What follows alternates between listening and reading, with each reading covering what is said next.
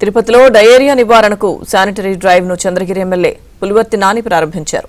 చంద్రబాబు శ్రమదానాన్ని గుర్తు చేసుకుంటూ పారిశుద్ధ్య పనులను స్వయంగా చేపట్టారు. సమస్య ఉన్న ప్రతి పంచాయతీలో శానిటరీ డ్రైవ్ నిర్వహిస్తామని ఈ సందర్భంగా వెల్లడించారు. అతిసార రాకుండా పటిష్టమైన చర్యలు తీసుకుంటామని కలెక్టర్ వెంకటేశ్వర్ వెల్లడించారు. దీనిపై మరింత సమాచారం మా ప్రతినిధి దినేష్ అందిస్తారు. గతంలో చంద్రబాబు పాలనలో ఏదైతే జన్మభూమికి సంబంధించిన కార్యక్రమాల్లో స్వయంగా చంద్రబాబు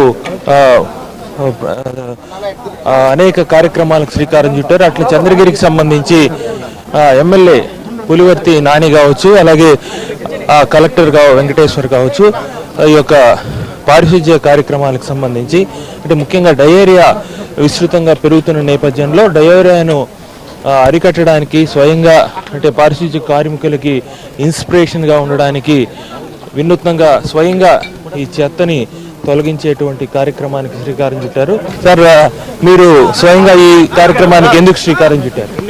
చంద్రబాబు నాయుడు గారు ఎలక్షన్ అప్పుడు సామాన్య ప్రజలకి అందుబాటులో ఉంటామన్నారు. దానిలో భాగంగా ఈ డయేరియా అనేది ప్రతి ఒక్క చోట ఎక్కువ వస్తూ ఉంది. దీనికి అందుబాటులో ఉండాలంటే మనం దిగి ఫస్ట్ చేస్తే ప్రజలందరూ కూడా భాగస్వాములు అవుతారు. దానివల్ల అందరూ నేను కానీ కలెక్టర్ గారిని రిక్వెస్ట్ చేయడం జరిగింది. జరుగుతాం. ఇంకా ఈ కార్యక్రమం ఇంకా ఎన్ని రోజులు కొనసాగుతుంది? ఎక్కడెక్కడ జరుగుతుంది? ఇది నియోజకవర్గ వ్యాప్తంగా జరుగుతుంది. నియోజకవర్గంలో అన్ని పంచాయతీలు జరుగుతుంది. మీ కార్యకర్తలకు కావచ్చు, నేతలకు కావచ్చు, మీరు ఏం పిలిపిస్తారు? మన సొంత పరిశుభ్రాన్ని, సొంత స్థలాన్ని పరిశుభ్రత పెట్టుకోవాలి.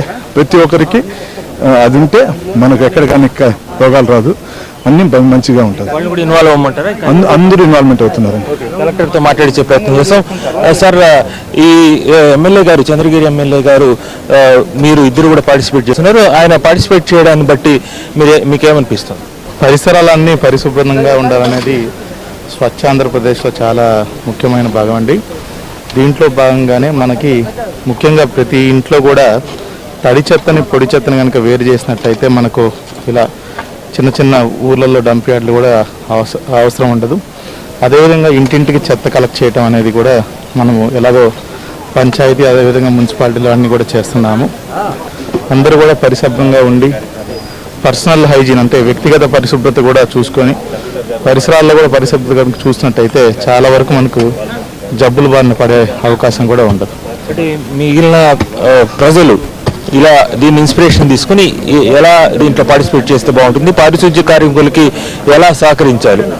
అంటే పారిశుద్ధ్య కార్యక్రమాలు మనకి ముఖ్యంగా మనకి పంచాయతీ అధికారులు అదేవిధంగా మున్సిపల్ అధికారులతో పాటు ప్రజలు, ఇంకా ప్రజాప్రతినిధులు, అదేవిధంగా మనకి ఎన్జిఓస్ వీళ్ళందరూ కూడా ఒక భాగమై ఎక్కడైతే యాక్టివ్ ఉన్నారో వీటిలో అందరూ భాగమై టేకప్ చేస్తే మాత్రం ఖచ్చితంగా ఇది ఒక మంచి ప్రోగ్రాం కింద ముందుకు తీసుకెళ్లే అవకాశం ఉంది. ఇది చేసే వాళ్ళందరూ కూడా గేర్లు, ప్రొటెక్టివ్ గేర్ ఎక్విప్మెంట్, మాస్కులు, గ్లౌలు, అదేవిధంగా వాళ్ళకి తరచూ హెల్త్ చెకప్స్ కూడా చేయాలని కూడా ఆదేశాలు ఇవ్వడం జరుగుతుంది. కనుక ఎందుకంటే వాళ్ళు కూడా ఇలాంటి జబ్బులు బారిన పడకుండా మన బాధ్యత మనందరికీ. ఓకే, అది మొత్తంగా మనం చూస్తే prevention is better than cure అనేటువంటి నానుడి ఉంది.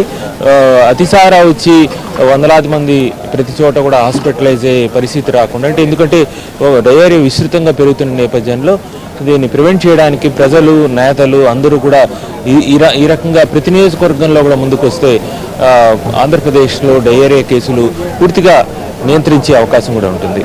Video news Nataraju, Dinesh.